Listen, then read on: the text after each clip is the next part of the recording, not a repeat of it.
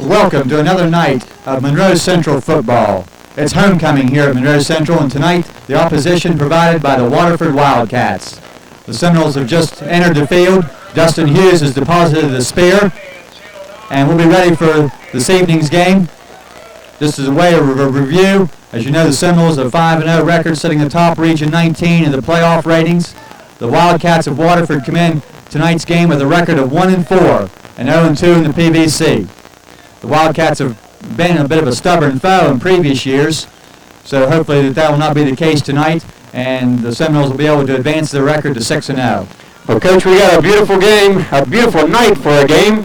It's a balmy 60, 65 degrees, I would say, and really a beautiful evening. I'll tell you, just an absolutely beautiful night once again. As we've talked previous weeks, and we keep saying we're pressing our luck a little bit, but for the 6th week in a row, we'll take conditions. Just an ideal night, dry, just an absolutely perfect night for the homecoming festivities, and hopefully we can carry this out for a few more weeks. At least, 4 or 5? Right, minimum of 4, and we hope more beyond that. Well, the captain's meeting in the middle of the field, Coach, and they always flip the coin early, and I'm never sure exactly who's going to receive and who's kicking off. But I see the kicker is putting on a shoe, so I would assume. Yeah, the Waterford has won the toss, and they'll receive. Monroe Central captains tonight, number 75, Jeremy Baker, number 51, Ben Klein. And it appears that Waterford will receive and proceed from right to left, which will have them going toward the scoreboard. And we talked about, Waterford having some problems this year. Very young team, very small team. Some injuries have given them problems. But this is the kind of team, if you come out and commit a couple of turnovers and commit a couple of penalties early and allow them to stay in the game, you can have yourself a fight. So, if you're going to be a good team, you have to come out and execute against the teams that you're supposed to be better than. Yeah, and that'll be the case tonight. When you're a top-ranked team also, and a lot of stuff on the line, everybody's out to get you. And that's always been the case here at Woodsfield, whether it was Woodsfield Redskins or now the Seminoles. Everybody would like to get their shot at us. And so it will be a big game, an exciting game, and we're about ready to get it underway. We got smoke everywhere.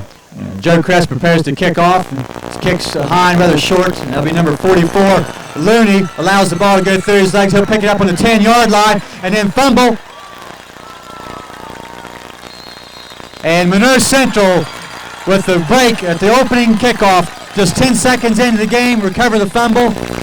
And looks like number 22, Eric Hamilton, will make the fumble recovery. Scott Wilson made the initial hit after the ball carrier Looney picked up the loose football. And Monroe Central with a break, and they'll take over first and goal on the 6-yard line, just 10 seconds into the game. What an unusual occurrence as the ball came down to the return man, and he just simply let it go between his legs, that's all. And really didn't make much of an effort to get back to it. This is Kress behind center. They'll give to Shoemaker on the power off the right side, and he's into the end zone for a touchdown with 11 minutes and 27 seconds on the clock. The Monroe Central Seminoles are on the board 6-0. Now, when's the last time you've seen that, Coach? Well, other than somebody breaking the opening kickoff for a touchdown, it's a little bit hard to get on the board any quicker than that, just 33 seconds into the game. And the fake is the pitch to Robinson, and he'll waltz into the end zone with an easy 2-point conversion as Waterford did not adjust to the Seminole muddle huddle, and they call the audible at the line and pitch it back from the center to Dustin Robinson, an easy 2 points. And now make the score 8-0. What a way to start the evening, Coach. Let's take a quick break, and we'll be back with the kickoff. 8-0 Monroe Central. Enjoy good health and extra energy by joining the Swiss Ohio Racket Club. Under new management, they offer aerobic classes, basketball, and racquetball. Volleyball leagues are forming and will start the week of October 24th. 2-on-2 basketball leagues are starting soon, and kids aerobics begin November 7th. Babysitting also available. Stay in shape all winter by using the weightlifting equipment. Make your sunbed appointments now. New bulbs for a better tan. And teen dances are back. Stop by or call today for new schedule. Swiss Ohio Racket Club. We're back with you, and it seems like we just tried this just moments ago. As a matter of fact, we did try this just moments ago, but Cress for the second kickoff of the evening, and Looney and number 11, who I don't have the name for. Listen, Looney comes up, he'll take the kick on about the 12-yard line. He'll come up the middle, and he'll be hit by Wilson, and fumble once again. And instant replay, Wilson making the hit, and Eric Hamilton with his second fumble recovery of the evening. I think I made the comment last week of just when you think you've seen about everything on the football field, something else will happen. I see our friends from Channel 7 and Channel 9 here scurrying around. I don't know if they have their cameras operable yet to catch all this activity or not. I'm not too sure. We know what's going on here. It's unbelievable, Coach. 2 kickoffs, 2 fumbles. Monroe Central in business at the 20-yard line. Joe Kress behind center. Monroe Central in the wishbone formation. And he'll fake in the line, throw it across the middle for Hughes. Ball a little bit underthrown, incomplete.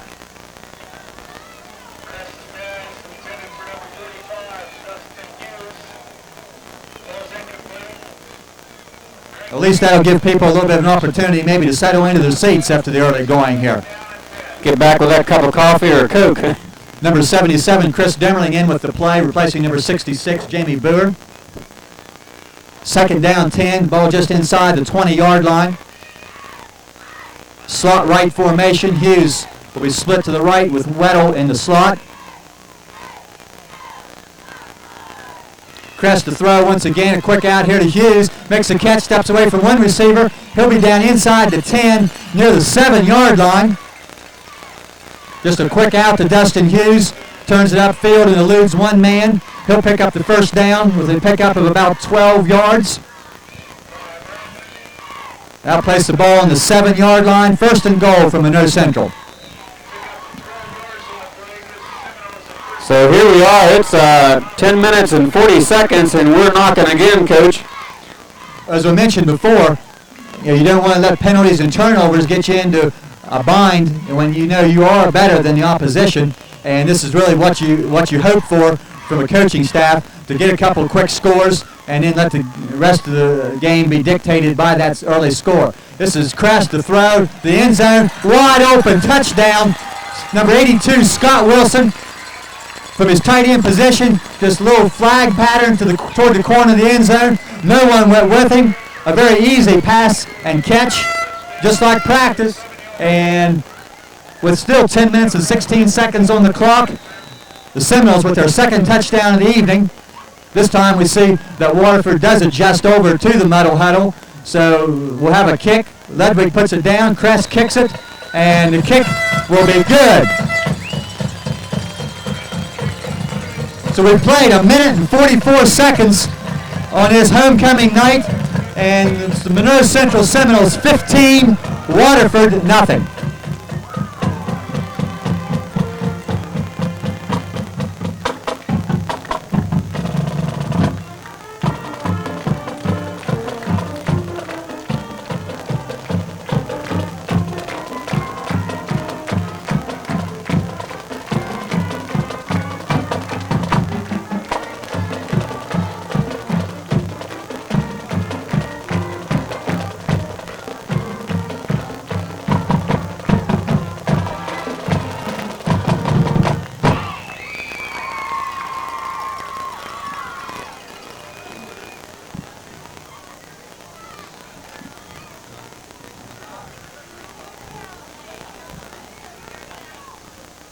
Well, Coach, here we are with 10 minutes, 15 seconds, and we got the third kick of the evening. We'll see if we see a different deep man back now for Waterford. It's not Looney. And the ball still bounces loose. It's picked up there by number 11, who's not listed in the program. He'll get back up across the 15 and hit by a whole host of Monroe Central Seminoles there about the 16, 17-yard line. But a bit of an accomplishment for Waterford. No fumble, and the Wildcats will put the ball in play for their first offensive play of the evening, already trailing 15-0. Yeah. And the defense for Woodsfield's got to be saying, give us a chance to get on the field. You know, we like the scoring, but let us hit somebody.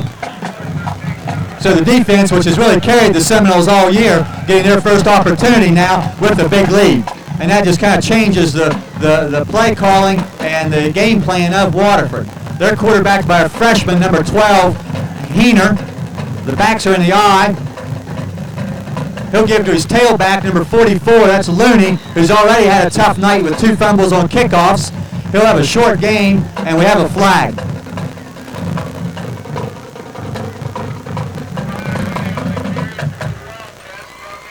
And a holding penalty signaled against Waterford. And just about everything that can go wrong from a Waterford standpoint has. And they couldn't have come in on a real good note. You know, 1-4 coming in against a team that, you know, statistically is better. That's all there is to it. Right. They've since their quarterback Tyson Powers was injured early in the season, they have really struggled offensively. They have not scored the last 3 weeks with a young freshman at quarterback and some other young kids playing.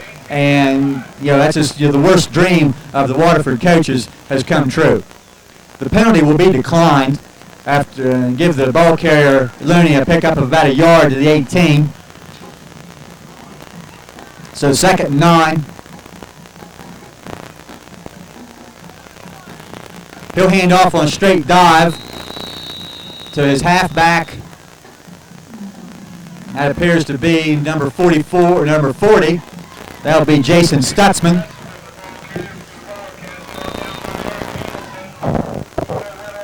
Hamilton and Weddle in on the tackle. He'll be across the 20 to about the 22. Be 3rd and 5.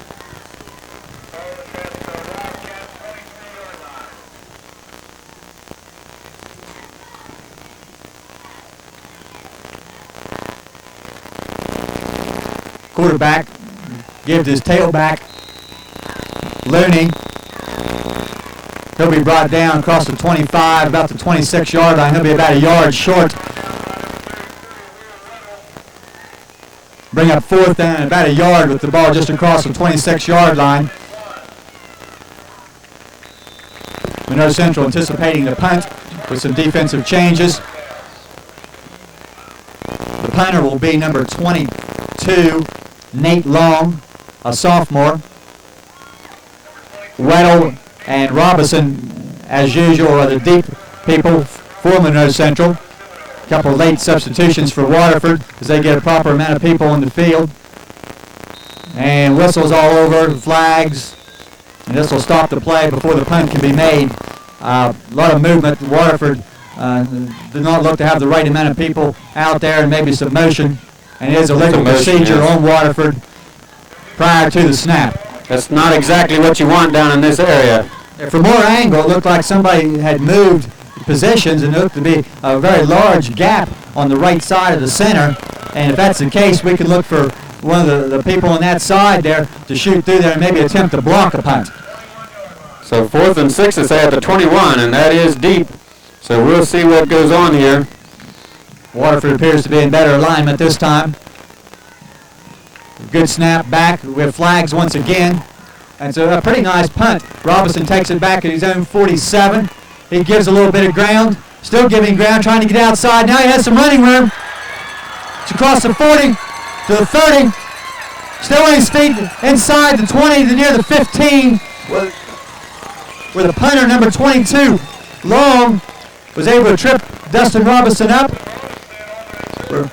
We had flags at the snap, and we also have a flag down near where the turn started back about the 42-yard line. The initial flag most likely will be a procedure penalty against Waterford, and the second penalty will probably be a clipping or illegal blocking penalty against Monroe Central. So another one to sort out.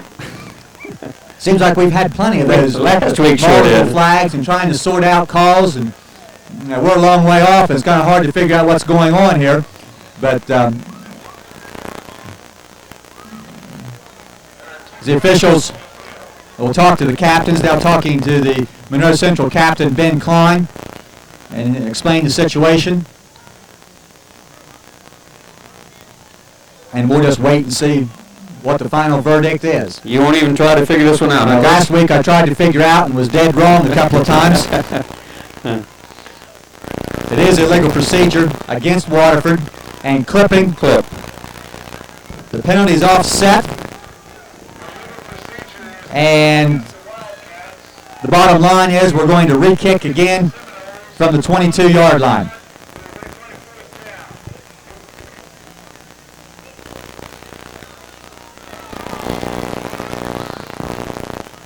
So we'll get another shot at this return. We'll kick from the See same what the place. man happens there. Once again, Robinson and Weddle, the deep man back about midfield. And Waterford is going to spend a timeout. Well, Coach, I don't know that I've ever seen anything quite as unusual as this. We're at 7 minutes 41 seconds, 15-0, Coach. I don't even know how you'd explain everything that's happened. Very difficult to explain. Monroe Central kicking off to start the game, and Waterford fumbling, and then Monroe Central scoring, and on the next kickoff, a fumble again. So 2 touchdowns less than 2 minutes into the game. I guess that's about the best explanation we can provide. Well, for a team coming in knowing they have to do, what's the word I want? You know, they have to do the little things. They sure have not been doing that. Yeah, and the special teams that play such a big part in any game, and that has been the undoing for Waterford with 2 fumbles on the kickoff returns, and then allowing a big punt return to Dustin Robinson, even though that will be negated by the penalty. Yeah. But the first and second play, the young man caught the ball and almost acted like he didn't care. You know, he didn't want the ball. So we'll see how this goes, and we're going to have time back in. Punting once again. That'll be long. And once again, a good snap. A low line drive kick is going to hit near midfield and roll back to about the 43, where Robinson will pick it up, go up the left side, and be downed just across midfield.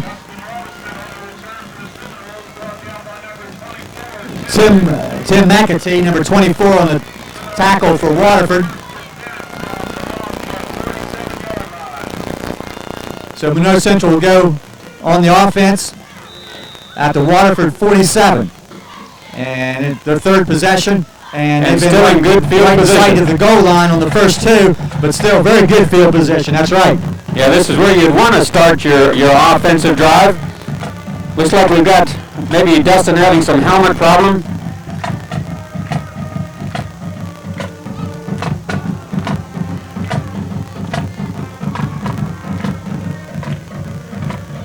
All right, we're back ready to go here after the helmet repair.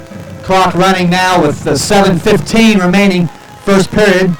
Monroe Central in possession at the 47-yard line, already leading 15-0. Hughes wide to the right. Kress going to throw. That's Hughes. He breaks a tackle. He's going to be inside the 30, near the 27-yard line. Hughes' second reception of the evening. This one good for 20 yards. And it looks like maybe Monroe Central is coming out this evening and going to try to work a little bit on the passing game. And the passing game has improved steadily every week. That was a nice pass there, right on the money. Good pattern. We see number 72 at Sam Hannis in a tackle position, replacing Chad Yoho. Again, the same formation, backs in the eye with a slot to the right. Kress is going to give to Robinson off the left side with a huge hole. He breaks into the open, sidesteps the tackle, around another one, stumbling all the way to the end zone, touchdown. What an effort by Dustin Robinson. sidestepping a pair of tackles, and he was not to be denied. He saw that orange pylon, and he was determined to get there. A fine effort by Dustin Robinson. That'll be about a 27-yard touchdown run, and the third score of the evening for the Seminoles, and that's 21-0. Dustin doing a tremendous job, just scrambling and would not be denied. You're totally right about that. Crest to attempt the point. Good snap. The ball is going to hit the upright and come right back. The ball just kind of slid a little bit to the right there, hit the right side upright, and fell to the ground. So the kick is no good. But with 6 minutes and 16 seconds remaining in the first period of play, the score reads Monroe Central 21, Waterford 0. We'll take a break and be right back.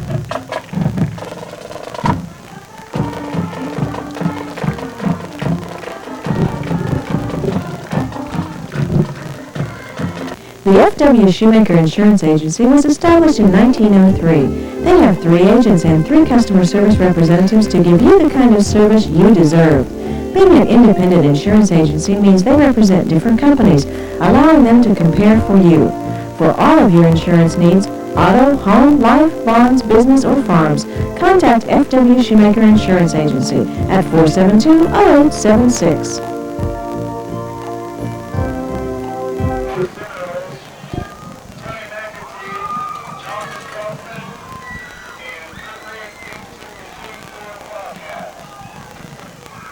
We're back. Joe Crest preparing to kick off for the 4th time this evening.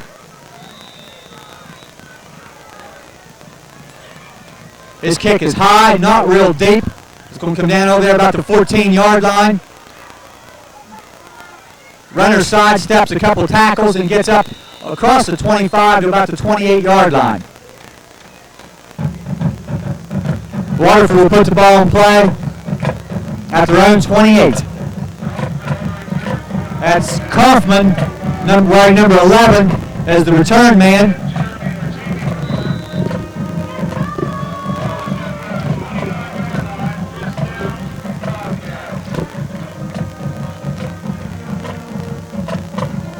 First and 10, Waterford. We see number 40, Sam Scott, has replaced Luke Shoemaker at a linebacker position. The quarterback hands to his tailback. That will be Looney. He'll be across the 30. He'll be brought down by number 71, J.R. Young, and others. Pickup of about 3, maybe 4 yards on the play. Second down, about 6.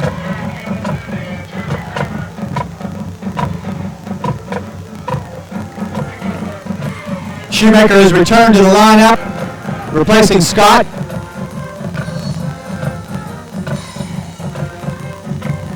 Number 13, Ben Heener, a freshman, a quarterback for Waterford. We're going to have a motion penalty as the handoff goes to number 44, Looney. He's going to be across the 35, brought down by Kramer and Wilson. But the one running back appeared to be in motion prior to the snap. And that will be the penalty for an illegal procedure or illegal motion. They're sure making a long night of this, aren't they?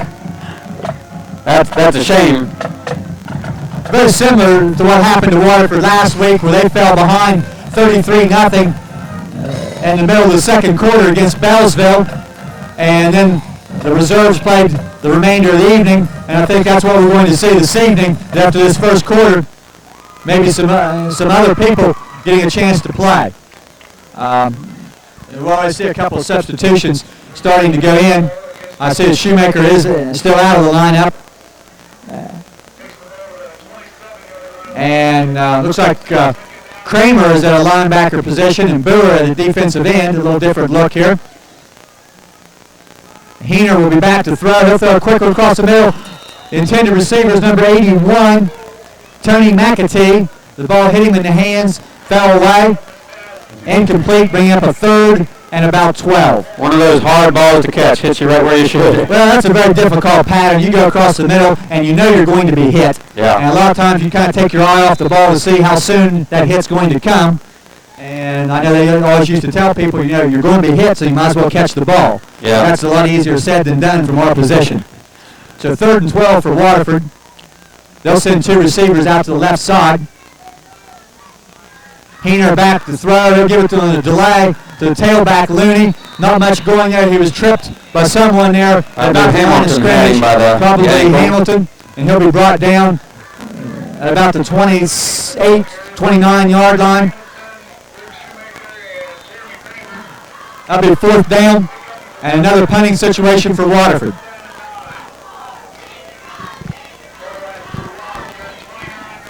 The punter once again is number 22, Nate Long for Waterford, with Weddle and Robinson deep, standing on about their own 40-yard line. Snaps back, low line drive kick, but a very good kick. It's going to hit and roll and go out of bounds around the 31-yard line.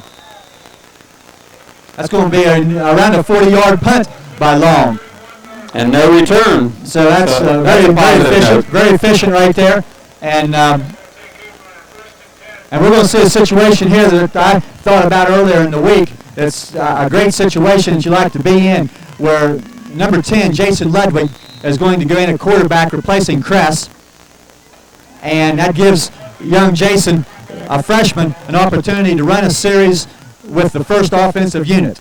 You know, he usually gets his time with a lot of the reserves. Now he's going to get a chance to quarterback with the first offensive line and the first backfield. So that'll be some great experience for him. And he'll give the ball to Shoemaker. Shoemaker with running room.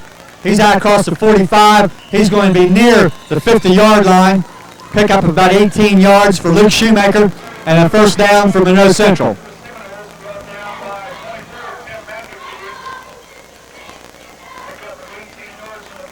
They put the ball down on the 49-yard line of Monroe Central, first and 10. Number 88, Keith Leisure. Number 77, Chris Demmerling, into the offensive set with the play, replacing Hughes and Boer.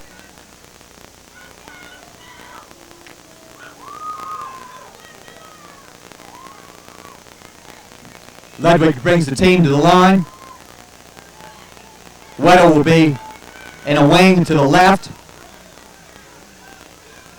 He'll give the ball to Shoemaker back to this right side. Again, a pretty nice hole. Shoemaker across the 45, around the 43-yard line. About an 8-yard pickup for Shoemaker. Second down and about 2.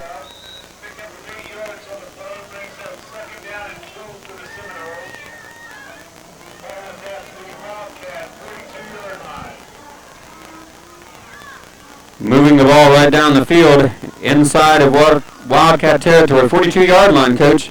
And again, if you pick up yardage at 20 and then 8 and that, it's only going to take you long to be in scoring position. Looks easy, doesn't it? Back, he will throw a quick one over here, complete to Leisure across the 40-yard line. It's a pickup of only about 3 yards, but it is enough for the first down. So a chance for Ludwig to get some passing stats on the board, a chance for another young player, a first-year player in Keith Leisure, to get another catch in varsity competition and to keep a drive moving. First and 10, Monroe Central, the ball on the Waterford 39-yard line. Once again, Weddle, wing to the left. Shoemaker and Robinson behind Ludwig. And I think we missed a count there. I don't think we're supposed to do that. Jeremy Kramer is the most embarrassed guy out there right now because everybody in the place can tell who that penalty was on. So that will be a 5-yard penalty against Monroe Central. Move the ball back to the 44-yard line, first and 15. And that's just simply, missed snap count, but that's the things that I know, the coaches worry about in this type of game as far as, mentally allowing yourself to get out of the game. And, I know Jeremy's not happy about that himself. But it's a 5-yard penalty. Ludwig will give the ball to Shoemaker off the left side. Again, a huge amount of running room. Shoemaker will be pulled down as he crosses the 25 near the 20-yard line. Number 81, McAtee on the tackle. They'll put the ball down at about the 21-yard line. Another big gain. A 23-yard pickup for Shoemaker and another first down for Monroe Central. A lot of room out there. I believe either you or I might be able to run the ball through those holes. Maybe not for 23 yards, but maybe for 10. I think they'd catch me way before 2 or 3. There's still 2 minutes and 20 seconds remaining in the first period. Monroe Central in scoring area once again, looking for their 4th score of the first period. Everything's been played down to the right side, and the people down in that section of stands have had a real good look at it. Ledford gives the ball to Robinson. Once again, a huge hole. Robinson still on his feet across the 10 to about the 5-yard line for a first down.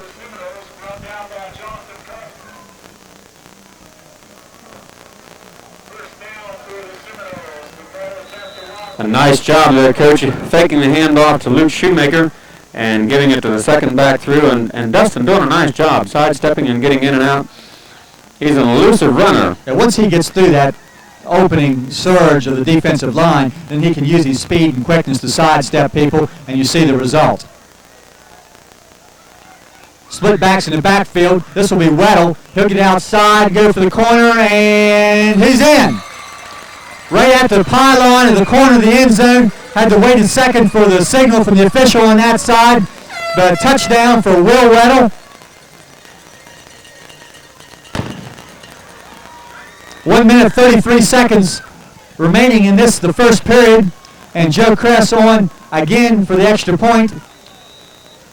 This will be Joe's 3rd attempt. A 2-point conversion after the first score. Joe 1 of 2.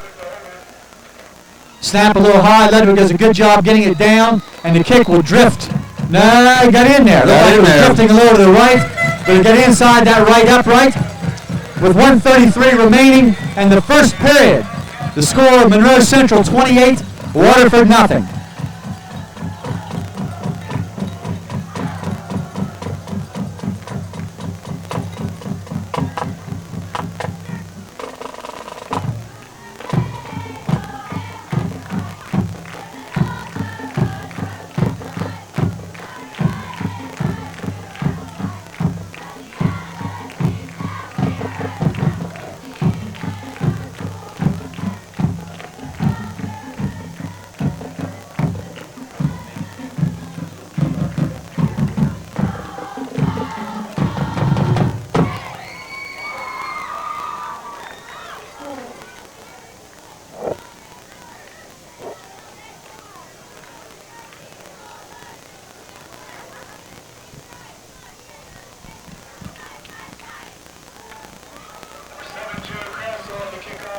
Once again, a kickoff upcoming here.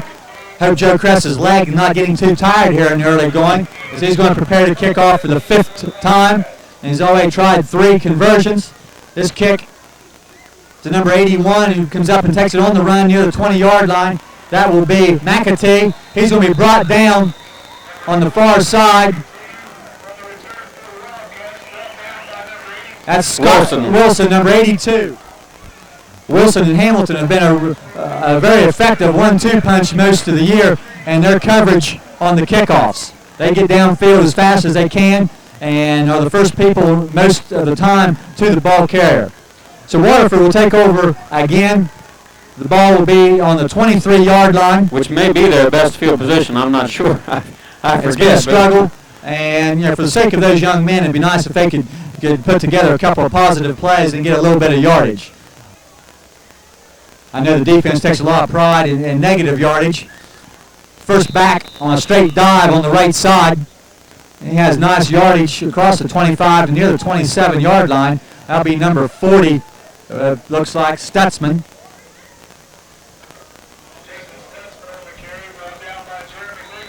Looks like Jeremy Baker, one of the first people there on the tackle. Second down 5 after a 5-yard pickup.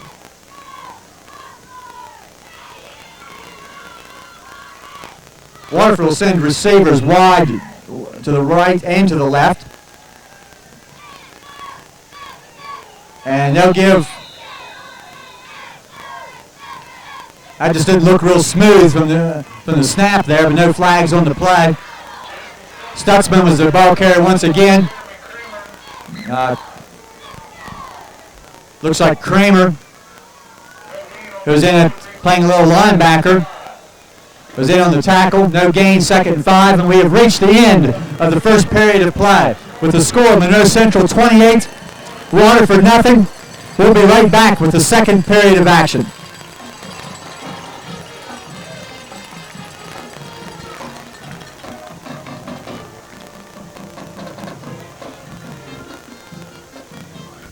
For fashion and safety, light up your life with LA Gear light shoes. Other brand names include Nike, Reebok, LA Cross, rubber boots, Red Wing steel-toed sport and insulated boots, soft spots, hush puppies, naturalizers, Wolverines, and Cliniques. Jeans for the entire family and fall separates for men and women. Take time to see their craft in gift sections. Consignments welcome. Now's a great time to shop Shoe Corner. New fall items arriving daily and great clearance sales too. That's Shoe Corner on Main Street in Woodsfield. You're a busy person. You don't have time to drive all over the Ohio Valley to check prices, go back 2 weeks later to pick up your order, and still not be happy about the quality. The good news is, you don't have to. The Sports Connection is right here with a full line of sports attire, including shirts, shorts, socks, ball hats, and of course school jackets. Professional and college team clothing is available. We do monogramming, embroidering, silk screening, transfers, and lettering. We all fit any team, any size. Save time and money when you take your custom orders to the Sports Connection.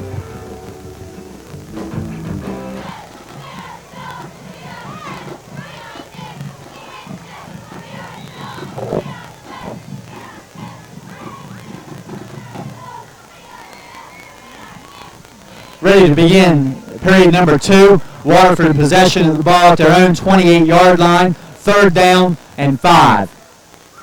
Freshman quarterback Heener under center. He'll give the ball a fake, and now he'll throw, and the ball will be intercepted. Robinson, he's going to go to the other side, looking for some running room. Still on his feet, he'll come back to this left side. Still on his feet. And finally pulled down by number 44, Looney. Dustin covered a lot of ground there and don't show much positive yardage on the return, but it is an interception. And Monroe Central in business once again at the Waterford 39-yard line, and another interception by the Seminole secondary, who has played just tremendously all year.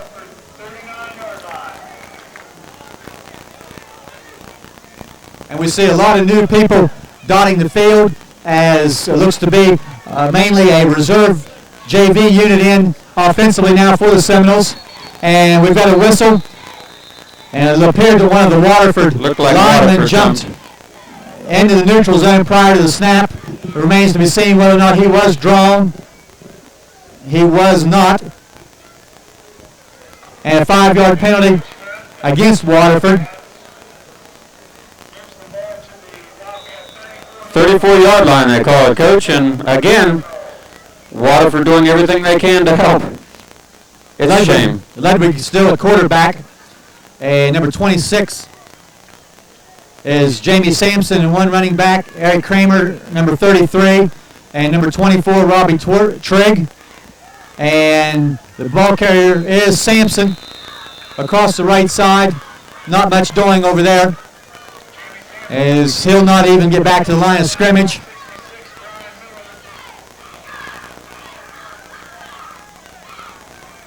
We'll try to pick up some of the numbers here. It'll be real difficult to do. But Lazier in the receiver, replacing number 86, Levi Wilson. Number 58, that's Daniel Cole, in replacing Chris Demmerling. The center for this group is number 50, that's Eric Rose. A wing formation. I'll give the ball to Kramer. That's Eric Kramer. He'll get about 3 yards before he's brought down. 44 on the stop, Looney. Number 44, Looney. Again, we see number 40, Sam Scott, entering the game. And number 70, Tom Jones. Number 72, Sam Haynes out, along with Sampson out. And we'll see 2 or 3 new people probably with nearly every play. Once again, a wing formation. Ludwig will hand the ball to Scott. He struggles across the 30, but he's going to have a first down. Down about the 28-yard line. So Sam Scott showing some of the moves we've seen from Dustin Robinson with breaking through a tackle and keeping his balance. When in practice, when you see Robinson and Shoemaker fighting and keeping the balance and getting an extra yardage, some of that just kind of rubs off to some of the younger players.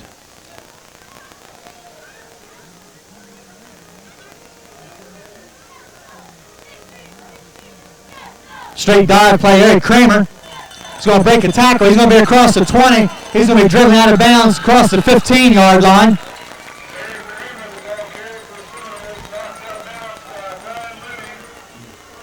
Looney once again in on the tackle for Waterford.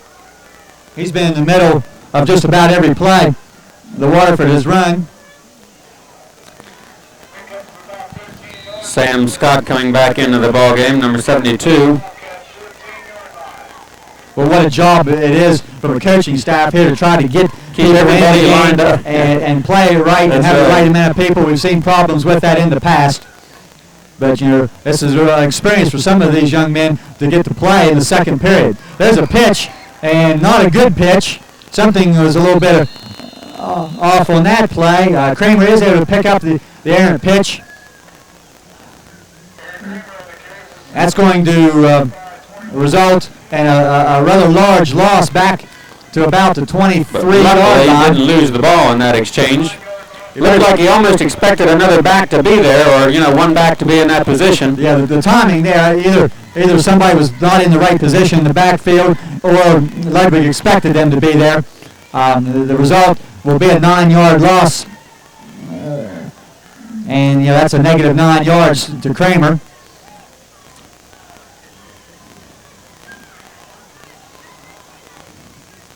Ludwig is back to throw.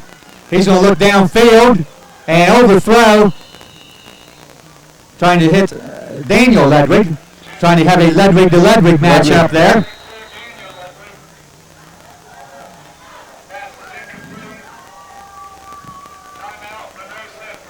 Monroe Central will spend a timeout, 8 minutes, 16 seconds on the clock.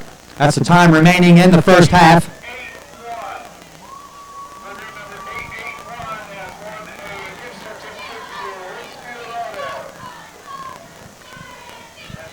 It's a chance for Coach Acosta to be out and talk to some of the younger kids right here. And this, you know, even though it's a game situation, this is a coaching situation right here for the coaching staff with the younger players here on Friday night playing under the lights.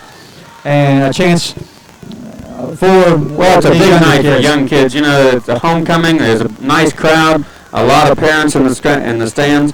And, you know, it's a great opportunity for the kids. It's a great opportunity for the coaching staff to see what some of these kids want to do, look to the future. Right. Most of the young men on the field now did not have an opportunity. There was no reserve game this past week. So that's really great that they can get in and see a lot of action here tonight. Coach coming off the field, and they'll take it. It's 3rd and 13, I believe. It's 3rd and long. 8:16 remaining in the half.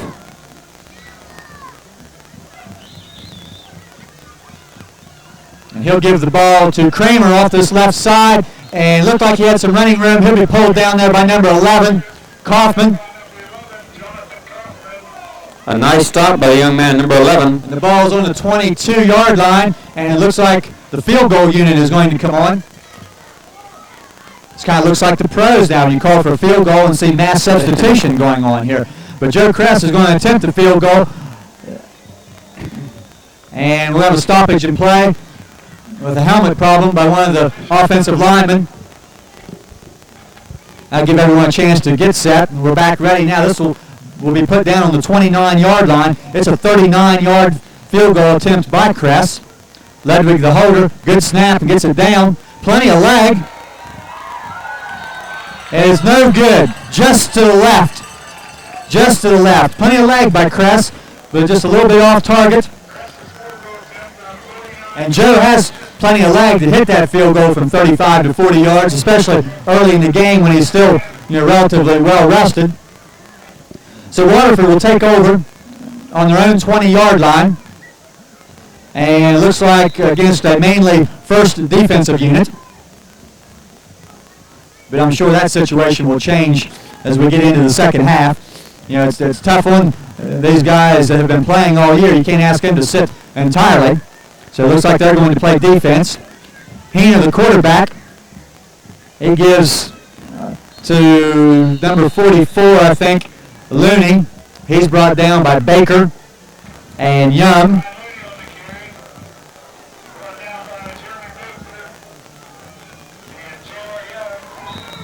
He'll pick up about 2 yards to the 22-yard line.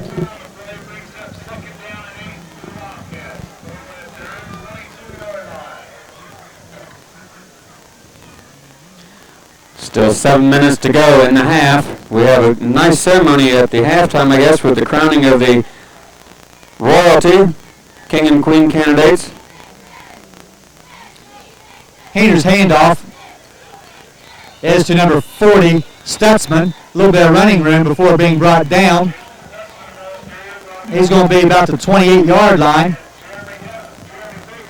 Baker and Kramer appear to be in on that tackle. It's going to be 3rd and about 2. And if my memory is correct, Waterford has yet to post a first down. I can't remember one. A very tough night and the early going for Waterford. It's 28-0. 6:15 remaining in the first half. And we're going to get motion. Again, just not a clean exchange between center and quarterback, and one of the backs appeared to be in motion prior to the snap. And that will be the call in the illegal procedure penalty against Waterford. And what was 3rd down and 2 will now turn into a 3rd and 7 situation, and will make the call much more difficult. Where you had a good chance of making a first down, now it's going to be a little more difficult.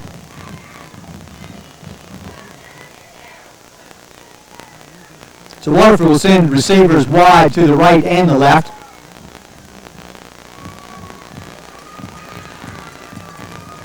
And Heener's back, he wants to throw, and the ball's knocked down.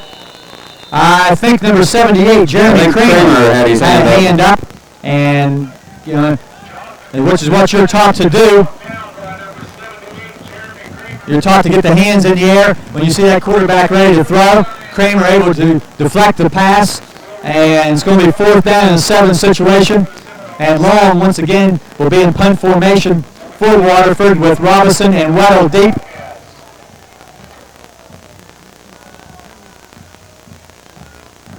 Snaps a little bit high, no pressure. It's a very short kick, will hit and bounce, and Weddle will pick it up back at his own 41-yard line and step up for about 3 yards to the 44 before being brought down.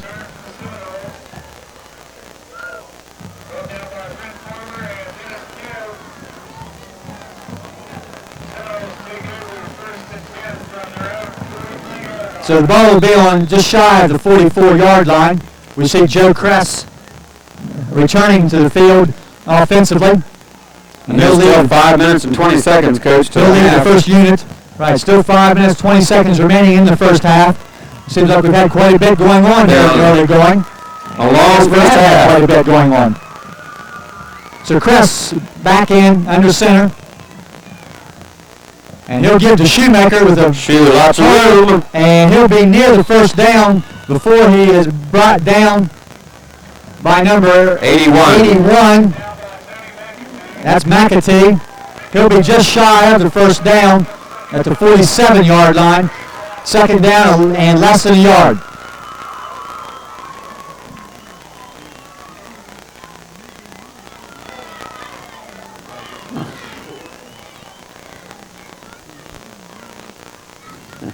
Second down, less than a yard for Monroe Central. Wishbone formation in the backfield. Hughes, the wide receiver, to the right. Waterford stacked up, a lot of people at the line of scrimmage. They'll give to Weddle. He'll get the first down and more across the 45 near the 42-yard line. About a 5-yard pickup for Will Weddle. And it will be another Monroe Central first down.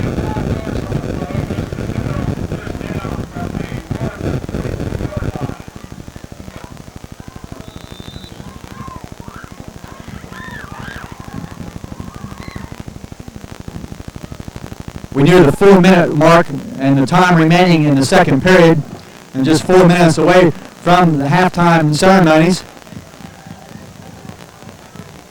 A slot left formation. Crest will hand to Shoemaker. He'll be across the 40, upended by number 11, Kaufman, at about the 36-yard line after a pickup of about 6 yards. I mentioned the starting offensive line here opening these huge holes. Number 51, senior Ben Klein at center. We're seeing alternating guards in Jamie Boer and Chris Demmerling. Senior Jeremy Kramer at a guard on the left side. The tackles are Chad Yoho and senior J.R. Young. And the ends are senior Dustin Robinson and also junior Scott Wilson. And some huge holes for the running backs. Not a lot of glory for the offensive lineman. This is Shoemaker once again to the left side. He's going to be pulled down by number 11, Kaufman, for no gain.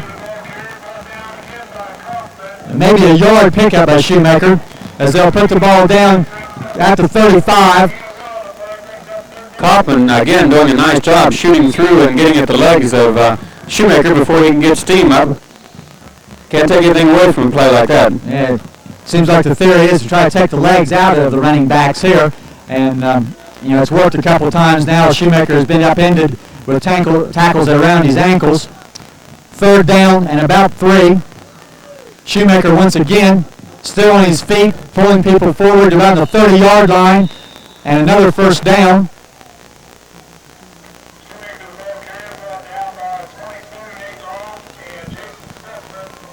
Long and Stutzman on the tackle for Waterford as they put the ball directly on the 30-yard line for a 5-yard pickup.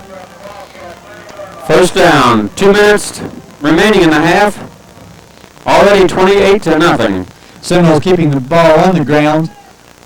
Now, after working on the passing game a little bit early with a couple of big completions, they'll try to punch one more in here before halftime. And we'll have the option. Crest will have a lot of running room, and he'll pitch again to Robinson, and more yardage. I think that's the third week in a row we've seen that happen with the quarterback Crest, after gaining yardage, be stopped and pitch it back to Robinson for more yardage.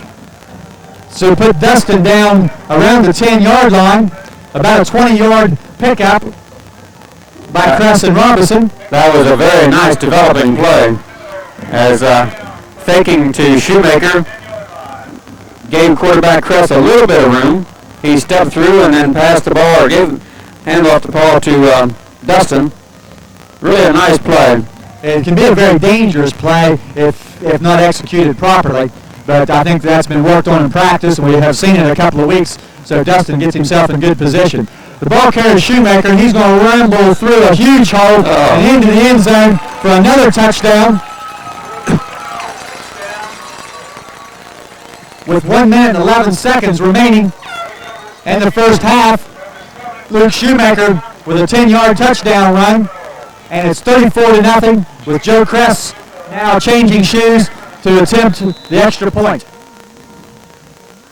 Kramer, the center, the snapper on the extra point placements. Ludwig puts it down, the kick right through, and that'll make it 35-0 with 1:11 remaining before halftime. That's kind of hard to believe, Coach. A minute and 11, 35-0. As we mentioned in the early going, in a game that had the potential, I think everyone here knew the potential was here for a very one-sided game, and a couple of very, very big breaks went Monroe Central's way in their opening stages with a couple of kickoff fumbles by Waterford. And you can get a couple of scores on the board quick, and then do some other things. It puts a team that's already decided underdog in a real difficult situation. In a real hole, yes. And it makes that bus ride from Waterford up here even that much worse. Going back home, that is. Yes. Very long ride, regardless of the situation, but especially after a tough night. But as we say, 1 minute 11 seconds remaining before half. Crest will kick off once again. number 81, deep in the middle for Waterford. That's McAtee.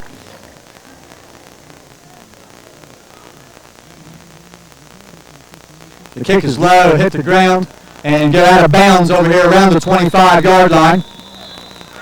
And it is a penalty. We'll see what option Waterford chooses to exercise as the ball is marked out of bounds at about the 24-yard line. They can either take the ball, and it looks like they will take the ball rather than have Monroe Central re-kick. And their option is they get to put the ball in play at the 35-yard line. You can either have the team re-kick with a 5-yard penalty. You can take the ball 25 yards from the kicking spot, which in this case is the 35-yard line, or take it where the ball goes out of bounds. Waterford has chosen to put the ball in play at the 35, shotgun formation. And the quarterback, Heener, hands off out of the shotgun formation to number 40, Stutzman. And he's brought down by number 22, Hamilton, who was not fooled by the running play out of a passing situation.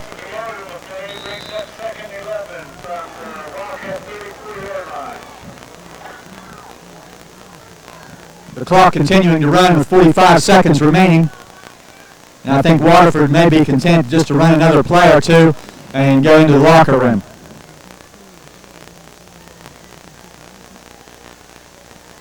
The quarterback back up under center. That's Heener. He'll hand off to number 40, Stutzman. He'll be brought down at about the 39. They'll mark him back about the 38. Jeremy Kramer had a hand in on the tackle.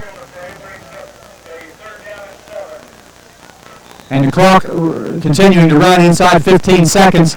And Waterford will remain in the huddle and let time expire.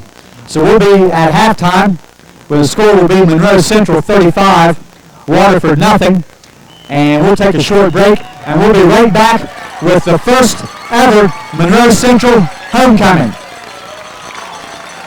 Let Swiss Lands Realty help you find what you need in a home, commercial property, or just land. Free gas, county water, a pole barn, 2 rentals, a house, and a mobile home, along with an 8-room remodeled farmhouse, 5-bay garage with 2 rooms, an office, and a bath. Make this property a great buy, located on 172 acres in Center Township. Located on 3 acres in the middle of Woodsfield, this house has 5 bedrooms, 3 baths, a formal dining room, family room, and a rec room. An ideal place for a growing family. Let Swiss Lands Realty help you with all of your real estate needs. 472-0614. Westcourt Hair Fashion's newer name, but the same in advanced high-tech hair care products and services. Westcourt is staffed with 10 highly qualified technicians to serve their clients' different needs. Products sold only in the finest salons include Nexus, Paul Mitchell, Bricado, each with a money-back guarantee. To keep that healthy look all year round, 2 Wolf tanning beds along with the best tanning and skincare products. Call 472-5350 today to get a new you at a new name, Westcourt Hair Fashions.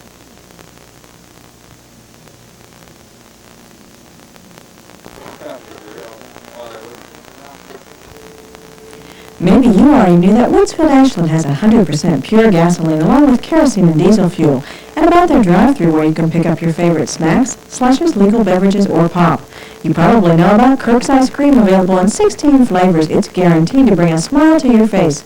But did you know that Woodsfield Ashland sells great pizza? Just call ahead at 472-1745 to order your pizza for before or after the game. And don't forget their drive-thru service open Monday through Saturday 6 a.m. to 11:30 p.m. and Sunday 8 a.m. to 10 p.m.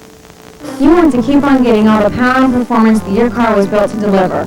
So use BP Super Unleaded Gasoline from Demchex BP. Keep your vital fuel injectors clean to prevent hard starting, stalling, hesitation, and poor mileage. Filling your tank is just a start. We wash windshields, check motor oil, belts, hoses, coolant levels, and windshield washer fluid. You stay in the driver's seat while we do the work, or help yourself at the self-serve island. At Demchex BP, you have a choice. We're back for the second half. The Seminoles will receive the second half kickoff, and we'd like to offer congratulations to Queen Shelley English and King Livingston Eastham, the first royalty from Monroe Central High School. And also a job well done to Sharon Mallett guidance counselor of Monroe Central High School, and all the class sponsors for an outstanding job in putting together this program tonight. A job well done. I know it's been a long week for many of those people, and especially Miss Mallet, but a super job. The kickoff, high and short, Shoemaker backtracks about his 21-yard line, goes to the right, breaks a couple of tackles, and he'll be forced out of bounds just across the 30-yard line. The kickoff man was Tim McAtee, number 24 for Waterford. Shoemaker will be out of bounds over the 33-yard line.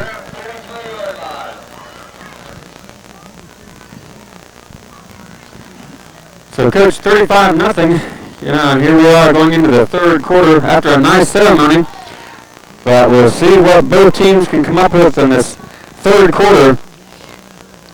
I'm sure that the Seminoles are not going to come out flat. Jason Ludwig, at quarterback.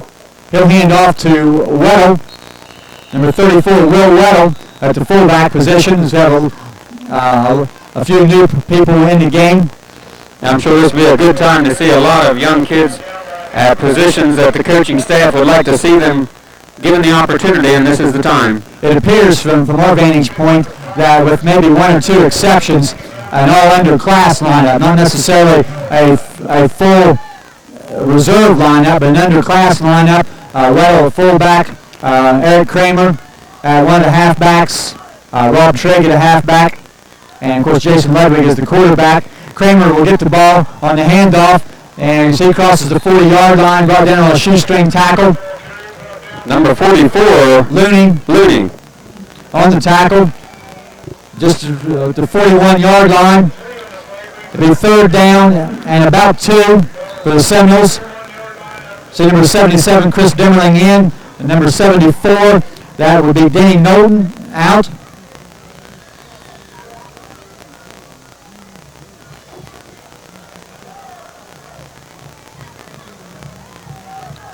A wing formation to the left. That's Kramer on the wing. Ludwig will hand the ball to the right halfback. That's number 24, Trigg. Robbie Trigg, a 5'8", 145-pound sophomore. He'll lose a couple of yards. That'll bring up fourth and about 4. And a punt formation. And I believe the first punting formation for Monroe Central thus far tonight. And Dustin Hughes will be on, and he will be the punter standing back around his own 25-yard line. Looney and Kaufman deep. Hughes, a fine punt, very high. The return man, Kaufman, stumbles. He'll now go back and pick it up on his own 15, sidestep a couple tackles, and a tremendous hit delivered down there by number 77, Chris Demmerling. About a 45-yard punt by Hughes. 18-yard line is where Waterford will put the ball in play. 9 minutes, 38 seconds remaining in the third period, with the score being 35-0 in favor of Monroe Central.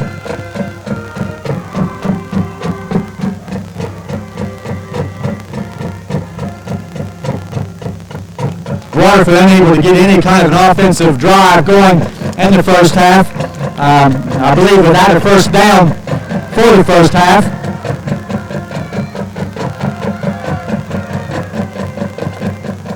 Their quarterback, number 11, Kaufman, he'll pitch the ball to number 30, Dustin Jones, a 5'8", 160-pound freshman.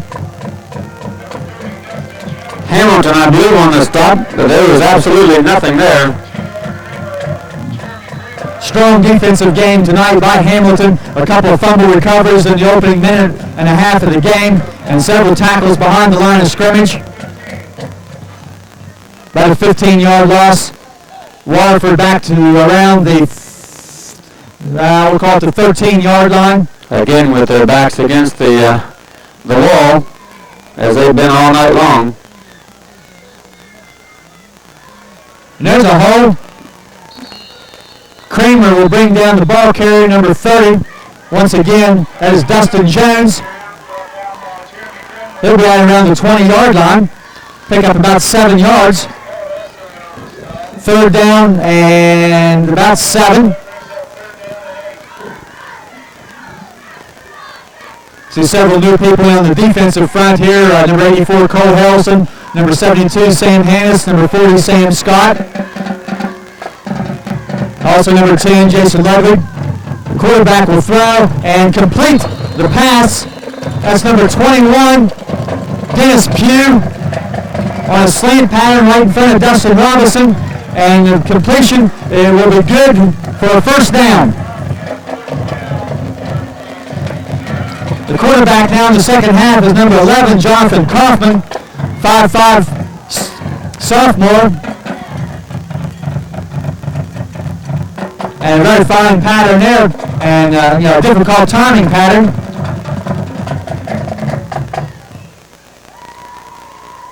So Waterford with their first down of the evening, coming with about 7.5 minutes remaining in the third period. Handoff to Jones once again, and some running room, and we have a flag. Jones near the first down, a tremendous block thrown over there, but I think it's going to go for naught, and that's going to be the penalty. I believe Denny Norton finally caught up with him from behind, but there's a flag. And I think the flag was thrown in the direction of a very big hit that was delivered on a block over there, but it may have come from behind or been illegal. There's some rules governing that crackback block from the outside, and it also may have been from behind. A penalty will negate about a 10-yard pickup and be 15 yards from the spot of the foul, and it'll take the ball back to about the 18-yard line. And it is a clipping penalty against Waterford.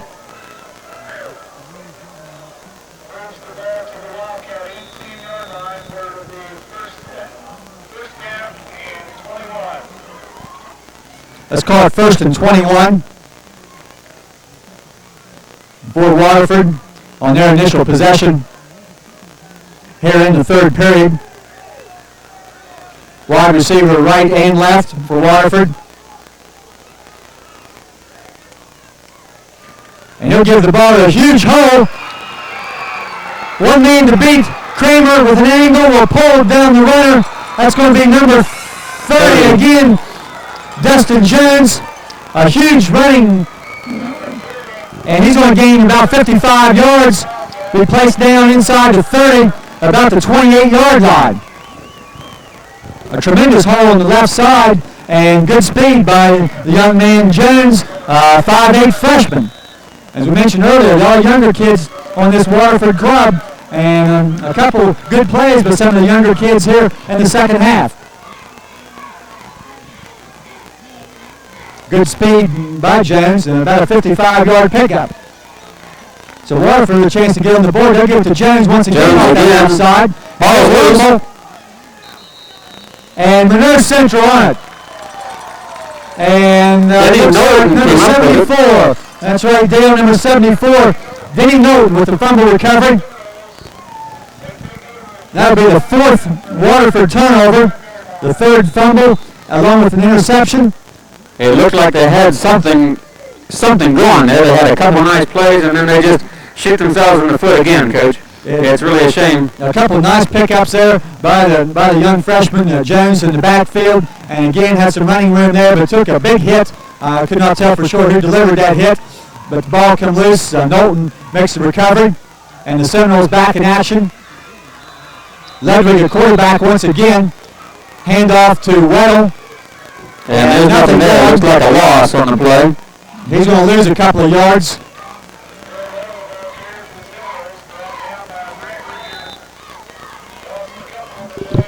Number 51, Brent Reeder, credited with that tackle. Bring up a second long situation for Monroe Central. About 5 minutes, 20 seconds remaining in the third period. Cole Harrelson wide to the left, slot formation. Ludwig to throw. The ball is deflected and intercepted. That's number 24 for Waterford, Tim McAtee. One of the defensive linemen able to get a hand up and deflect the pass by Ludwig. He was trying to get out here on the left side to Harrelson. The ball was tipped in the air and intercepted. So an exchange of turnovers and Waterford back in business at the 23-yard line. As we saw a deflection earlier by Kramer of the Seminoles, Waterford returns the favor, and the result is an interception. The first Monroe Central turnover thus far this evening. Waterford will send two receivers out to the right side. They'll give once again to number 30, Jones. There's nothing there this time.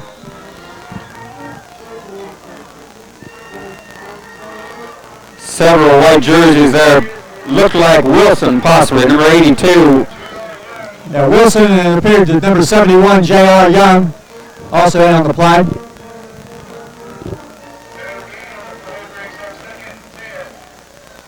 Once again, a lot of pride by this defensive unit here, not wanting to give up a score. You know, the first defensive unit has surrendered only 2 touchdowns so far this year.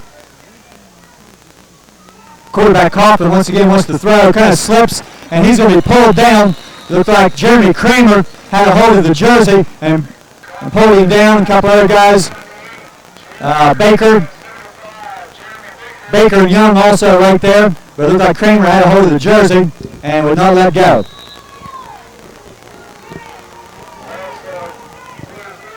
Lost back to the 27-yard line. Third and about 14.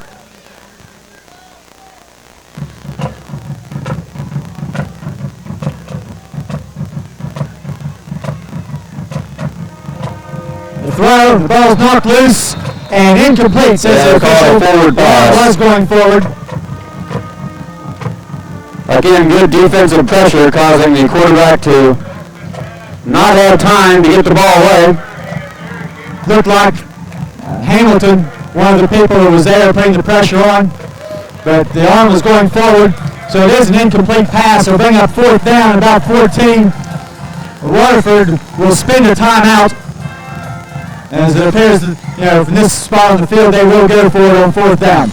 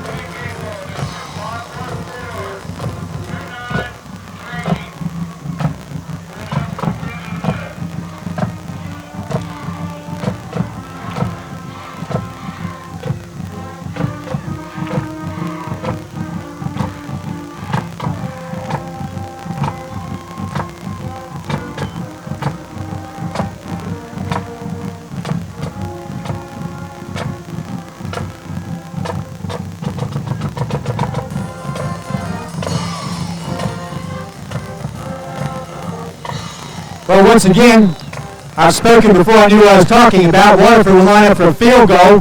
They'll put the ball on the 34, a 44-yard attempt. I think we can look for a fake. Now the ball's kicked, and it's going to be way short. And the ball will hit on about the 2-yard line and roll into the end zone. The kicker was McAtee. And the kick way short. So Monroe Central will take over on their own 20-yard line.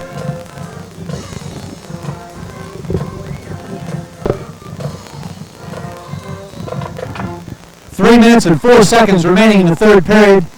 The score is the same as it was at halftime, 35-0 in favor of Monroe Central. Jason Ludwig again at quarterback. A mostly underclass group that we have seen the majority of the third period on offense. Hand off to Weddle, a little bit of running room across the 25, brought down about the 28-yard line. And that is Will Weddle on the carry. Jones on the tackle for Waterford. Second down and 2.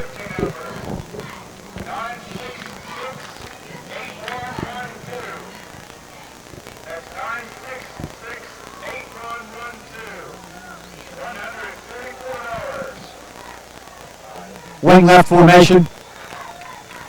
Trigg, the wingman, in motion. Kramer gets the handoff, running room to the outside, across the 45 near the 50-yard line before he's pulled down, but we have a flag back about the 34-yard line, and it appears that this run will come back. And it looked like it could have been a block below the waist. Not a good indication when the flag is thrown that. Once again, I'm wrong. But the penalty is against Monroe Central. And holding is the penalty.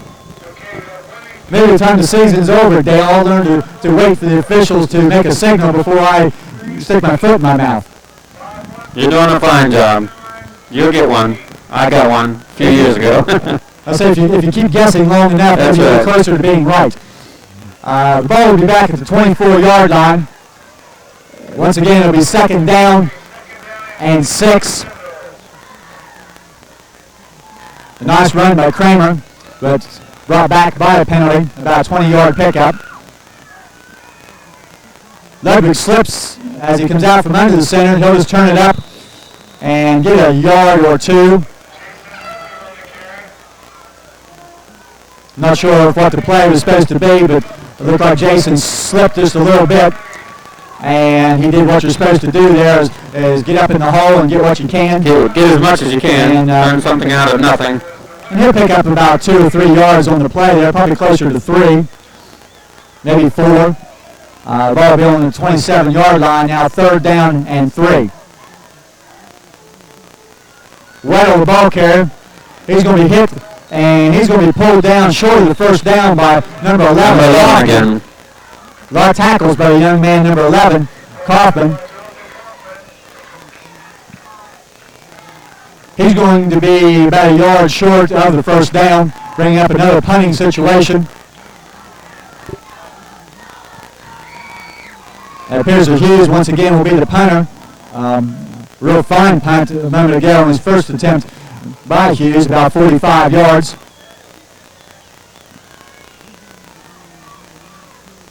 Again, the snap back. Hughes with a very high kick. And ball's off the shoulder pads of the attempted receiver, Jones, and fumbled. And looks like the Seminoles are on it. Jeremy Kramer recovers the fumble down around the 42-yard line. About a 30-yard punt by Hughes, but the fumble and the 5th turnover of the evening for Waterford. Another strange situation. The ball just kind of rolled up his back and over the helmet of the punt returner, and I don't think he ever knew where the ball was for sure. As he was looking for the ball, he took a hit then from Kramer, and the ball was loose, and Kramer right on top of it. So as I say, the 5th turnover for Waterford, and Ludwig has the offense back on the field. He'll pitch to the left side to Kramer. Gets a fine block from number 72, Hannes. Gets across the 35 to about the 34-yard line. And that will take us to the end of the third period. And the score at the end of 3, Monroe Central 35, Waterford nothing. We'll be right back with the fourth period of action. Janet, Kelly, and Lisa, JKL Substation invite you to try subs, salads, sundaes, and shakes in an old-fashioned ice cream parlor atmosphere. Enjoy Hershey's hand-packed ice cream. Save time. Phone ahead at 472-5224 to have your lunch ready when you need it. The same great subs and soups plus additional seating, lower prices, and extended hours. 8:30 a.m. to 10 p.m. through the fall. For lunch, supper, or after the game, come to JKL Substation. Meet your friends, have great food, and a good time. For almost any size job, the area's most extensive fastener display is at Aiken Hardware. Small engine belts in all sizes, too.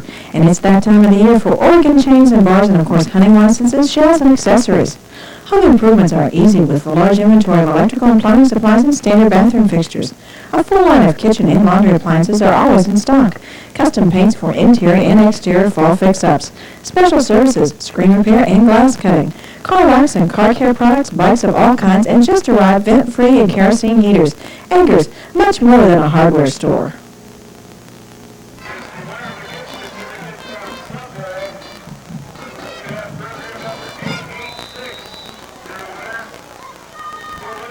Well, Coach, fourth quarter beginning 35-0. All in the first quarter we got, no, it wasn't the first quarter. One in the second quarter. It's been all Monroe Central since the opening kickoff. The opening two kickoffs, really, both Waterford fumbles. We're ready for the fourth period of action. Ludwig will give the ball to Kramer. He'll be across the 30, down near the 25. It's good enough for the first down, but we have a flag. It comes in late from the far side.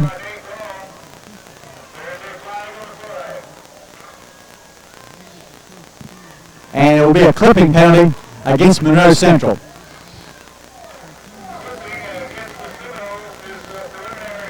And some youngsters getting a chance to play a lot here tonight, hurting themselves with some penalties.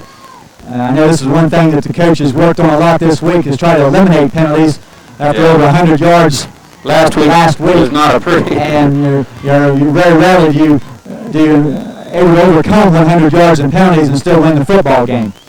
So and I know there's a lot of younger kids out here, but still you cannot hurt yourself with penalties. So it'll be 2nd and 10, wishbone formation. Give the ball to Kramer to the outside. He'll get a few yards before he's pulled down by number 11, Kaufman. Again, number 11. 11 has been a number that we've been saying a lot, Coach.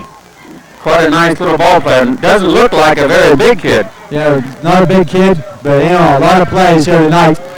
Listed in the program at 5'5", 120, and a sophomore. If we have the proper name and number here, they do not have a number 11 in their program, but we've been told that is Kaufman, who's listed as number 10 in the program. But a lot of tackles from his secondary spot. 3rd down, about 7. After the 3-yard pickup by Kramer. Ludwig fakes. He'll keep outside, has running room. He'll have the first down and be tripped up over there as he gets inside the 25-yard line. Kaufman once again on the tackle.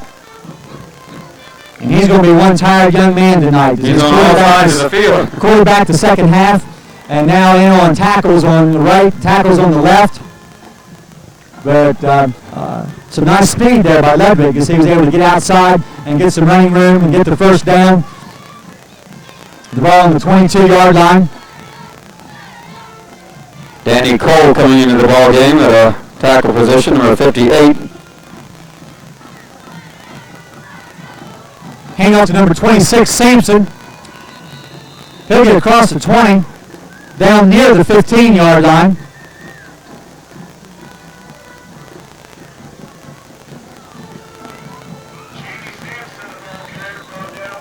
Now putting him down now back closer to the 17. But about a 5-6 yard pickup by Sampson.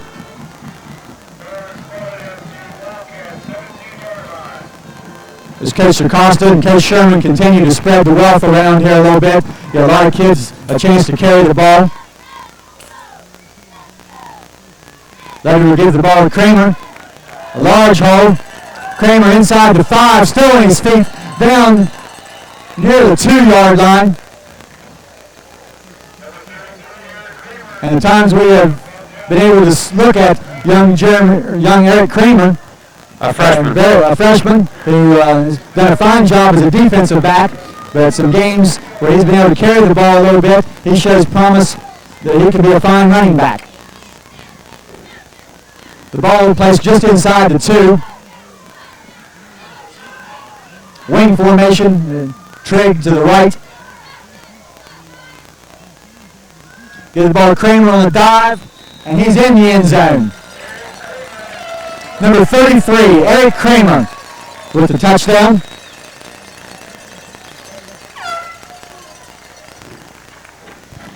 So These high numbers, Coach, I can't even figure them out. 9:07 remaining in the game. That'll take it to 41 41 points.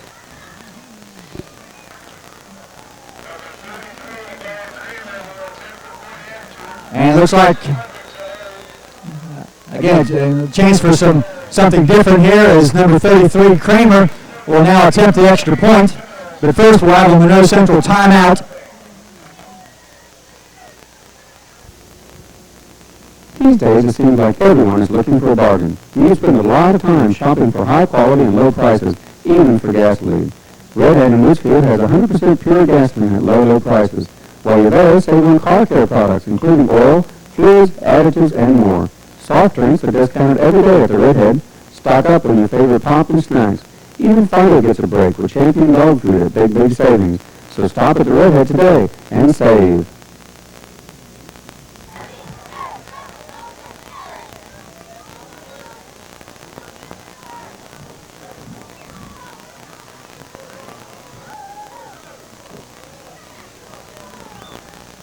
Okay, after the timeout, Crest will come on to attempt the extra point. As Kramer come off the field, looks like he may have been a little winded after a couple of carries there. And so Crest will be on to attempt the point. Out of the Ludwig hold. Snap is down. And the kick is good. So 42-0. Still 9:07 remaining in the game. Still a lot of time. You can't say enough, though, Coach, for number 11 for the Waterford Wildcats. I believe Kaufman, maybe? Is that his name? Right. Doing a super job defensively, getting in on every tackle that's available, and not a very big kid. A lot of heart there. You know, it'd be very easy for a team down 42-0 or 30, whatever it was, 35-0, just to lay over and play dead. Right. And as we mentioned prior to the start of the game, Waterford, has had a couple injuries to key people, and a lot of younger kids, being forced to play. And, a couple of them have had some spots tonight where they've looked real good. So, maybe in the next couple of years, Waterford can kind of get back. Their program has really struggled over the years, a lot of different coaches. And, it's something, you like to see, these teams get back on track, and you hate to see anybody struggle as they are this year. We have our host, Jerry Calder, on. We had him a little bit ago. I don't know exactly what he was doing with those pom-poms, Coach. Well, it looked like an attempt at juggling. We tried to get along. He quit. He must have seen that we were I coming just saw after the him. camera and stopped it. He didn't want to look bad in front of the camera. But we will get you, Jerry. You shouldn't say that, though. You're doing a fine job. But he was. For an amateur. Chris, on the kickoff, high and short, ball's going to hit about the 25-yard line, take a funny bounce. Number 81, McAtee, will pick it up, giving a lot of ground, and he's going to be pulled down back at about the 5-yard line, and we do have a flag on the play.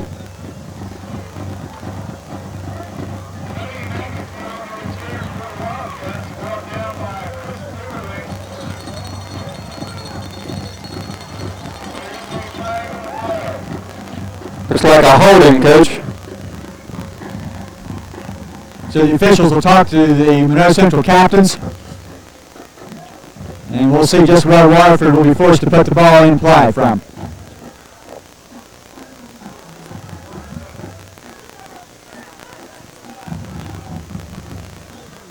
It's like Chris Demering talking to the officials, and he gets a signal from the sideline to decline the penalty. And Waterford will put the ball in play back at the 6-yard line, and now, maybe a little bit of a nice gesture there by Coach Acosta to decline that penalty rather than force Waterford to take half the distance to the goal and start at their own 3-yard line. Lots of new numbers, Coach. And it looks like a second unit for the most part in on the defensive front.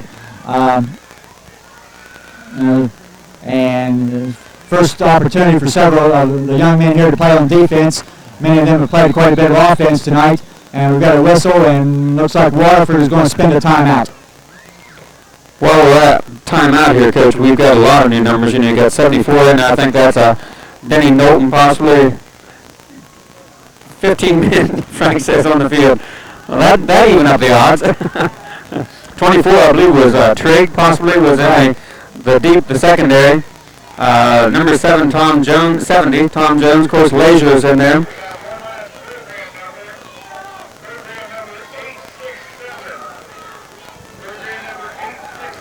'84, I believe, is Harrelson. So lots of new numbers. Good opportunity, nice opportunity for the young kids to get a chance to play. And anytime they can get in, it's a big night for them. I want to take the opportunity to mention Monday evening there will be a reserve game, and it will be here, at home, and I believe St. John's will be the opposition. They've changed some dates around. 3 more reserve games on the schedule, all 3 scheduled at home. So if you have the opportunity on Monday evening, come out and watch these young players. They try to get started about 5 o'clock or shortly after. All right, Waterford back. And Kaufman, hands off. And not much going there for his running back.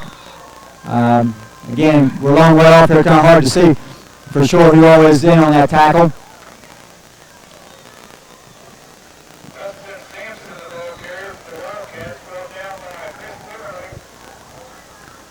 The PA man said Chris Demmerling. We'll blame it on him. We'll go with Lance and his spotter, Greg Shoemaker, down there. We know that they never make a mistake.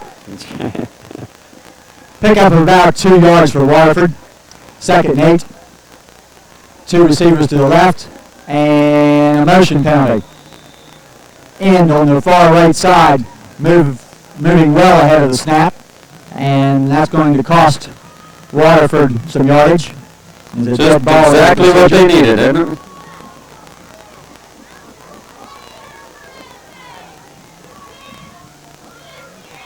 Meanwhile, the clock has already reached 8:01 remaining in the game.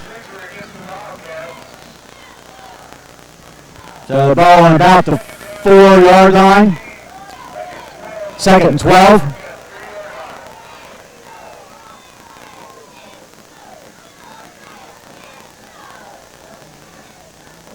Handoff, that may be Jones, the running back.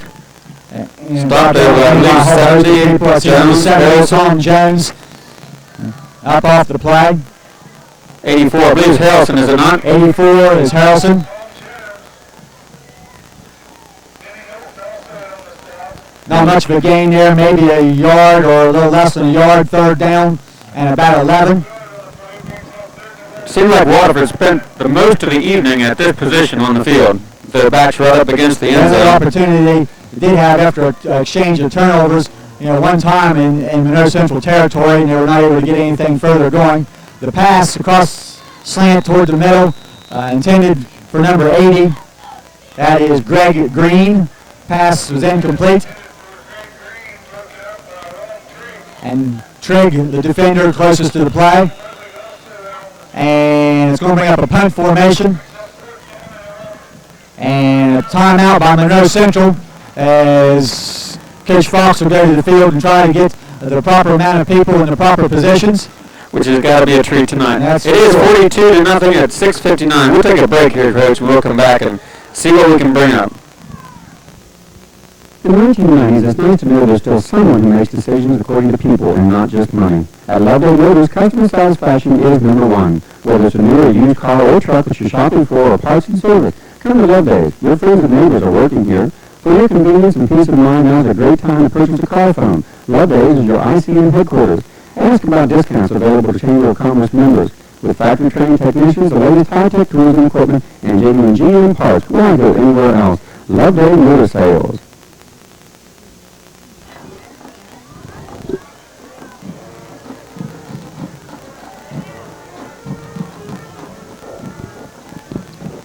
And the punt, very high. Punt coming to Trigg, back near the 40. He's going to be pulled down. And he's going to lose a couple yards by number 81, Tony McAtee.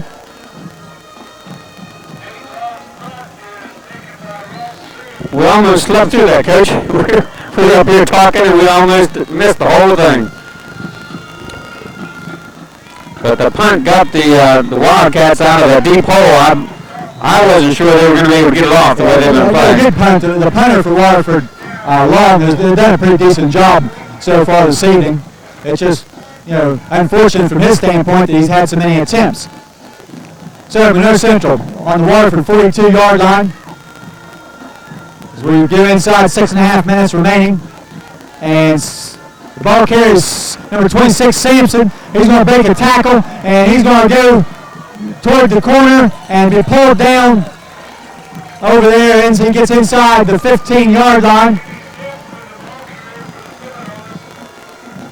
About a 30-yard pickup for Jamie Sampson.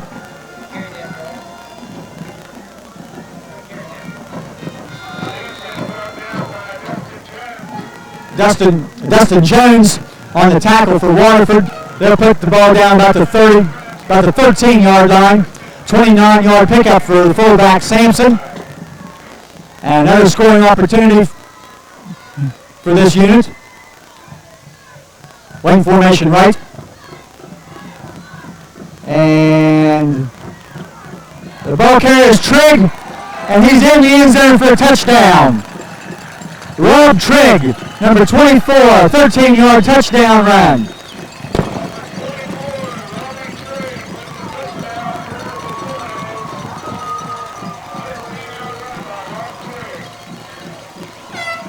And the first career touchdown, I'm sure, for Trigg, even though I think he has scored a time or two in the reserve games. Monroe Central is going to spend a timeout. And it's 48-0. 5 minutes and 49 seconds remaining as the extra point unit is together.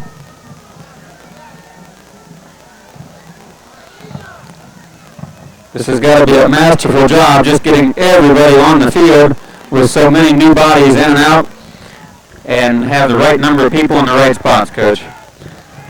I think what we're seeing happen here, that the coaches are trying to get together a reserve extra point unit to attempt the point. I'm not sure if it'll be a try for two or a kick, but the coaches are trying to get lined up and get people in the correct positions. And this is something I'm sure that the reserve unit has not had a chance to do much. As they return to the field, I count, and they do have 11 people going to the field. It's a little better than the 15 that Frank said a little bit ago. Right, yeah, something was mentioned about 15 on the field. So Eric Kramer is going to attempt the kick. Ledwig will once again hold. The snap is high, Ledwig gets it down, and the kick will be blocked. The high snap kind of threw the timing off, and difficulty by Kramer to get the ball through, and the kick was blocked by some people there, a lot of people from Waterford getting through, so the point after is no good, but the score will stand at 48-0 with 5:49 remaining.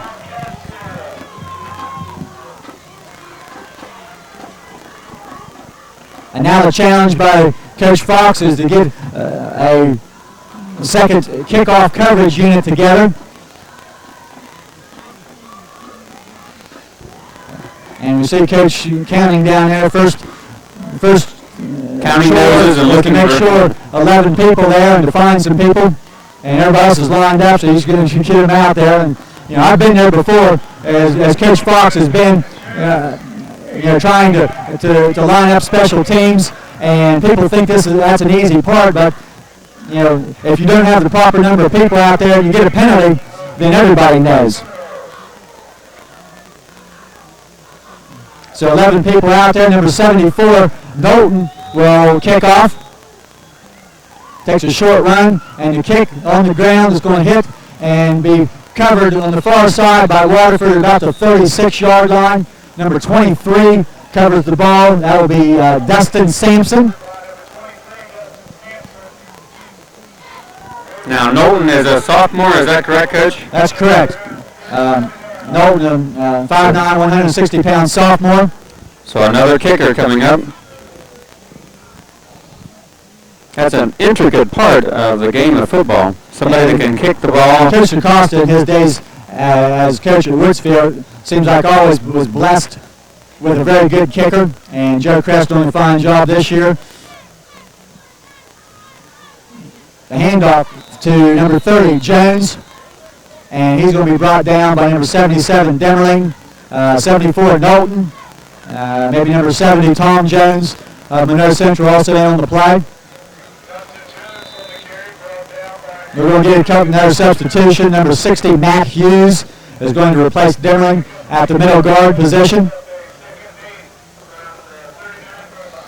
4 minutes and 50 seconds remaining in the ballgame. And it certainly has been all Seminole this evening. Two receivers to the left. The ball is loose once again, and it looks like Monroe Central has recovered yet another fumble.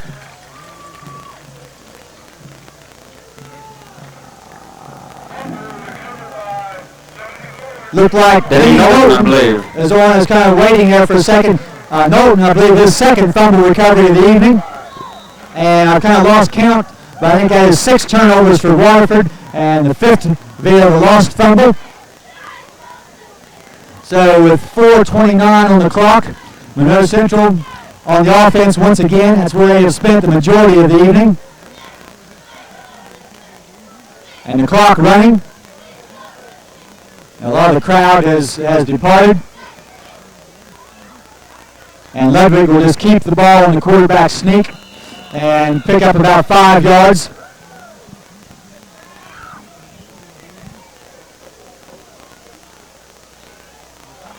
We see the rooting section on the bench down here. Many of the first liners down here, a chance to sit back and take the headgear off and kind of relax. You know, it's an opportunity that you don't get a lot.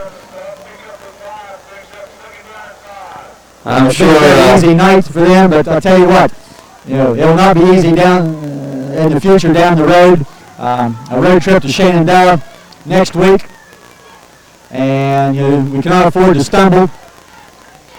And this will be number 32, Ludwig. That's Daniel Ludwig, the ball carrier. He'll have enough for the first down as he is down to the 30-yard line. I'm sure the young guys sitting on the bench, though, enjoy being there and watching the young guys play, but they'd a lot rather be in. Right, but at this point in the season, you know, after a rugged, hard-hitting game last week, a couple of kids, I think, have kind of been struggling with the flu a little bit here the last couple of days, so an opportunity for some of them to sit out and some other people to play. Ludwig, Jason Ludwig, once again, just taking the snap and running the quarterback sneak as they try to run out the clock, but, 5, almost 7 yards by Ludwig on the sneak. Less than 3 minutes now remaining. Second and about 4. I think maybe we have a new quarterback warming up here. Looks like J.R. Young warming up. I think J.R. is going to go. Yeah, I think he's going to come in. Trying to get a couple snaps in here at quarterback. Maybe we can send word down to Coach Acosta to get J.R. in there for a little bit. Oh, he's ready. He throws a nice pass. He does. Maybe J.R. will be looking to put in that tackle pass play that he was drawing up the other day. The refrigerator, huh?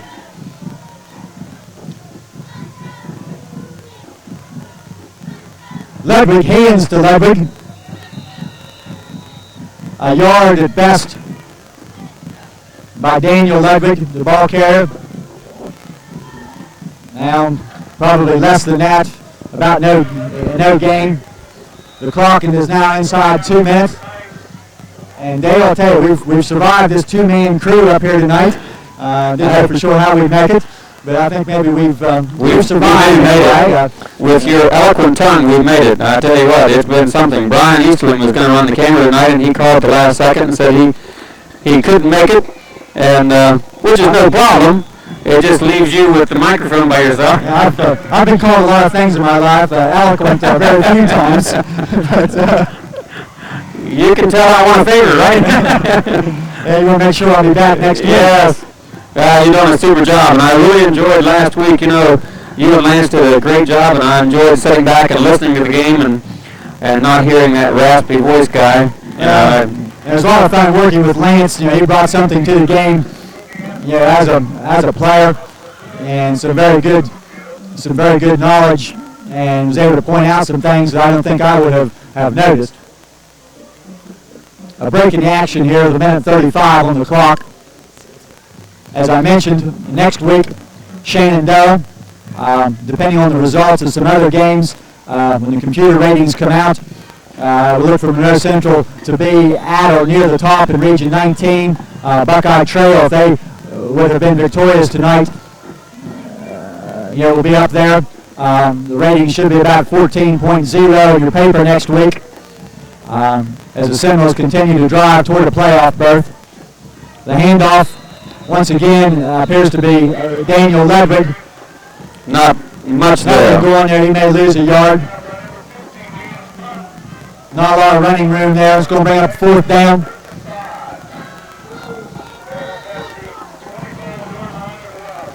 We'll be in Shenandoah to play the Zeps next week before returning home in 2 weeks for the final home game against Bellaire St. John's, 2 weeks.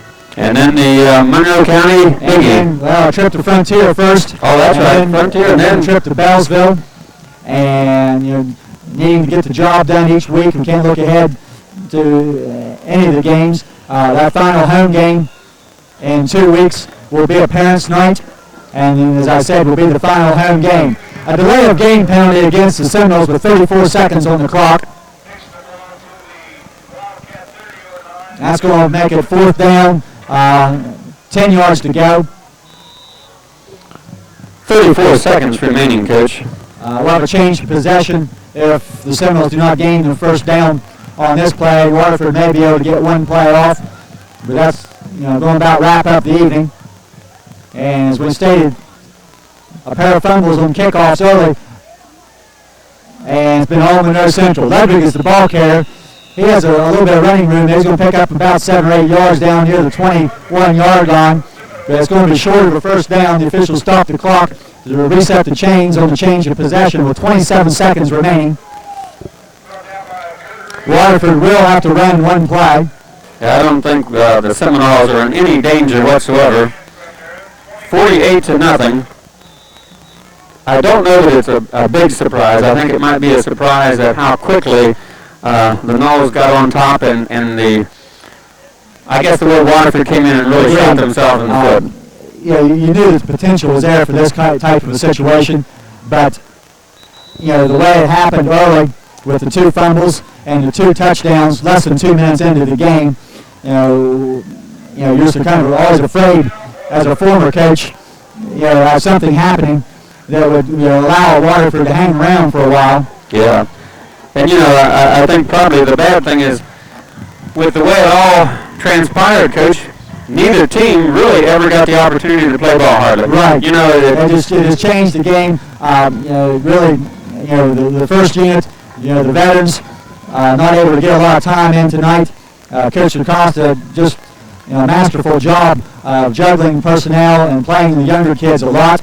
We have a timeout on the field. Waterford spending one with 9 seconds left. They did have to run a play. They would have gotten a delay of game penalty with a couple seconds on the clock. There's kind of a groan went up in the crowd here when the timeout was signaled. But they will now run what most likely will be the final play of the game. And the quarterback's just going to take a knee and go to the ground. And the clock will run out. And Monroe Central advances to 6-0 with a 48-0 victory on homecoming night over the Waterford Wildcats. And you can see the smoke in the air, Coach, from the firing of the cannon, I would say.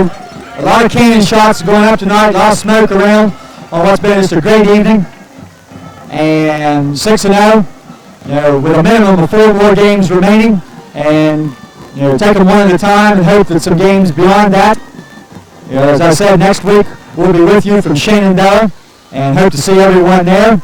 A nice, short trip, only about 35 minutes. And, step 7 on this long road. And,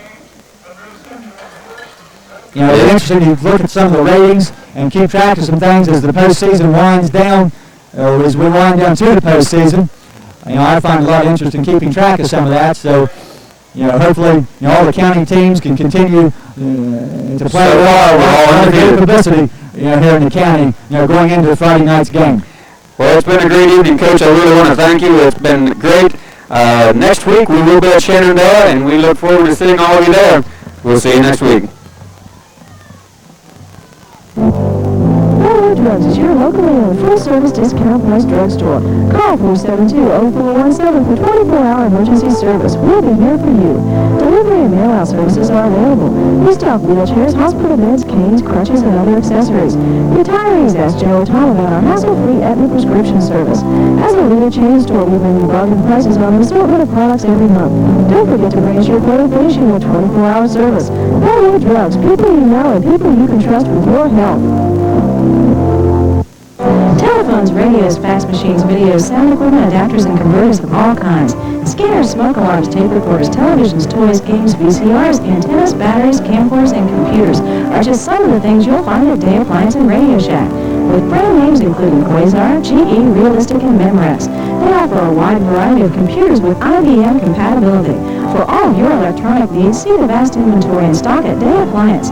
They'll be happy to special order, too. See them today, Day Appliance and Radio Shack.